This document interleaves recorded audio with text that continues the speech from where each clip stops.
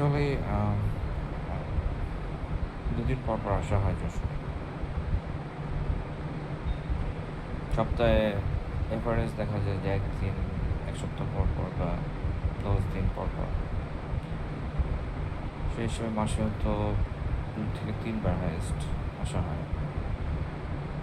যাওয়া আসাটা বেশ আ সমস্যা হয়ে যায়, বিশেষ করে টাইম মেলে না। অফিস থেকে বের হওয়ার পরে কখন বেরোবো? উম ম্যাক্সিমাম বাসগুলাই সকাল ১০টা ১০:৩০টার মধ্যে শেষ হয়ে যায়। আমার আবার অফিস শেষ হয় ২টায়। এরপরে আসলে আমি গাড়ি পাই না।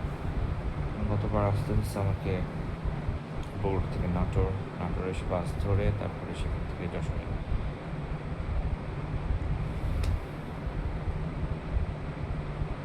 আর যেদিন অফিস থাকে না সেদিন আরাম।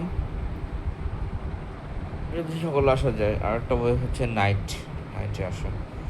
নাইটে অবশ্য গাড়ি আছে বেশ কয়েকটা।